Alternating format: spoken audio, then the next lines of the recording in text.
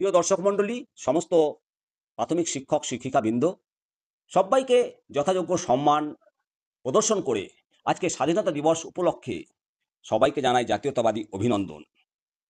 আজকের এই ভিডিওতে আলোচনা করব প্রাথমিক শিক্ষকদের একটা গুরুতর সমস্যা নিয়ে। একজন প্রাথমিক শিক্ষকের প্রাথমিক যোগ্যতা উচ্চ মাধ্যমিকে 50% এবং ডিএলএড পাস বর্তমানে ম্যান্ডেটরি। এই যোগ্যতা পূরণ করতে না পারলে প্রাথমিক শিক্ষক হিসাবে যোগদান করতে পারবে না। সবাই এই শর্ত পূরণ করেই প্রাথমিক শিক্ষক পদে কর্মরত রয়েছে। কিন্তু আশ্চর্যজনকভাবে আমরা কেউ লক্ষ্য করেছি বা কেউ লক্ষ্য করেননি, বাংলার শিক্ষা পোর্টালে দেখা যাচ্ছে যে একজন প্রাথমিক শিক্ষকের যোগ্যতা মাধ্যমিক পাস এবং ট্রেন্ড হিসাবে রেকর্ড করা হয়েছে। শিক্ষকদের জন্য এটি নিঃসন্দেহে একটা গুরুতর সমস্যা, কারণ সঠিক তথ্য যদি না থাকে তাহলে কর্মজীবন প্রভাবিত হতে পারে। তাই আমাদের সকলের উচিত এটা নিয়ে পদক্ষেপ করা।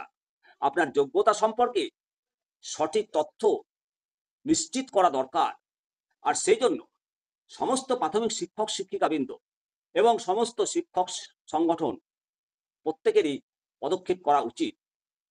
নিজ নিজ জেলা বিদ্যালয় পরিদর্শকের অফিসে, বিদ্যালয় সংসদ অফিসে নিজ নিজ প্রমাণপত্র, শিক্ষাগত যোগ্যতার তথ্য জমা দিয়ে এই বিষয়ে সঠিক তথ্য নিশ্চিত করার জন্য আবেদন করা দরকার।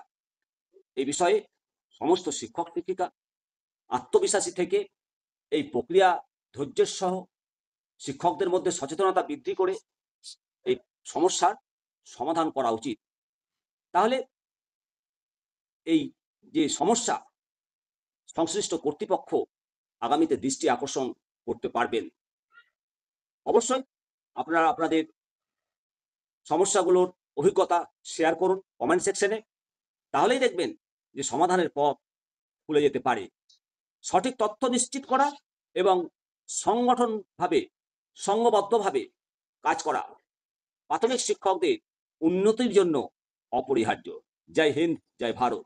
ভালো থাকবেন। নমস্কার।